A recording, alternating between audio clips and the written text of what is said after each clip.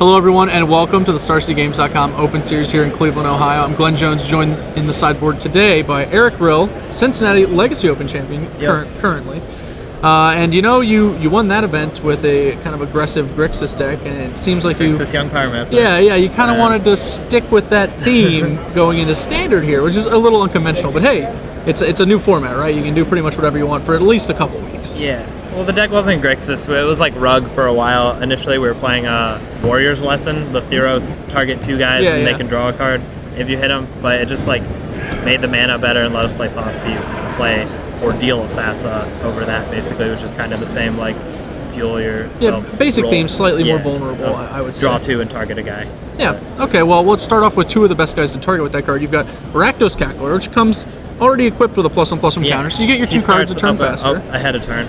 Yeah, so not bad. And then we've got Niv Magus Elemental. He gets to draw two immediately. Yeah, and he pretty much turns on instantly. Really lets you convert the Ordeal into basically a Thoughtseize kind of card, at the cost of, another one of your spells, of course. Yeah. But Niv Magus Elemental kind of always been on the cusp of like maybe doing a little something, and I gotta be honest, I don't know if now's his time, but he can be a little wonky. Yeah. That's kind of like the nature of this deck, is it can be a little inconsistent, but it has like really powerful nut draws, and I feel like your best draws can be anything, like because you'll Thoughtseize them and have Mizium Skin up and make a million guys and kill them, and you'll like beat the removal and whatever they're doing in the first couple turns. So like, almost like you can't go infinite like a twin deck, but you can actually play like kind of similarly, where you're like generating a cascading amount of pressure. Yeah, the draws you want to have are a 1-drop. This guy, Rakdos Cackler, Niv Magus, or Crone Crusader, and turn 2 Hidden Strings, ideally, is how you like the combo of the deck that you can generate massive advantage out of. Well, the other two creatures you have in the deck, you named one of them, Acro and Crusader, and then we've also got Young Pyromancer. No shocker there.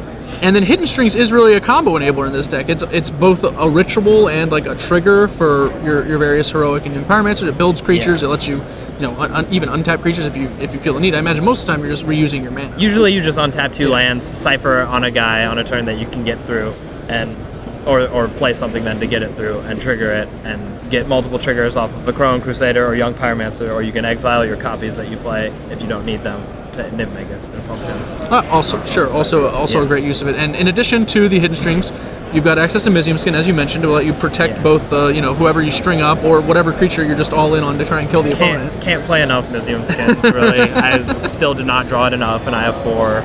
So. No, I guess the search is on for the next Apostle's Blessing or whatever.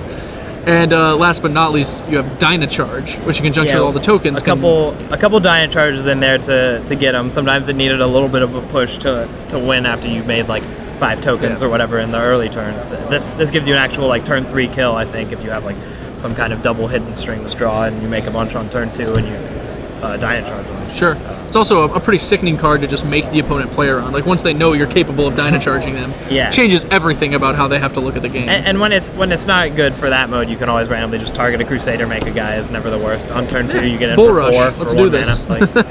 It's not bad. You get a shock out of the deal most of the time too, I imagine, right? Like, I've seen worse. Or we can just Niv Magus the spell away. That's also going to work out a fair amount of the time. So what actually convinced you that this was the deck you wanted to play? Because I saw you sitting down with a bunch of proxies. You clearly played with it. You seemed excited. So what was the selling point? The deck's really fun and really powerful, and doing things that other decks aren't, and probably aren't that well prepared for. Even the decks that do play, like this deck is bad against removal generally, but even the decks that do play a lot of removal, you have things like Mizium Skin and Thoughtseize, so you can take ideally only the removal that they can play in the first 3 turns is what matters. So you take their 2-drop removal or whatever, and you go do a bunch of stuff, and then it doesn't matter if they play, Hero's Demise or whatever they call it. Yeah, Hero's Downfall and those, and that makes sense. Like by that point.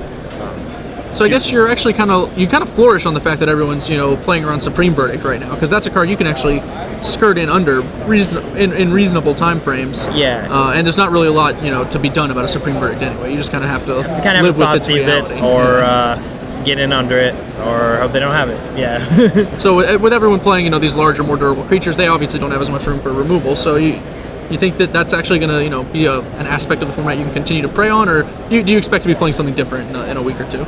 I'm not sure. I'll try and work on it a little more. Like playing 19 lands right now, and I'm not sure if I want more or less, because I lost round 1 to getting flooded and drawing 7 lands like both games. And then my second loss was where I kept like questionable 1-landers and didn't get there. I didn't get the second land until it was too late.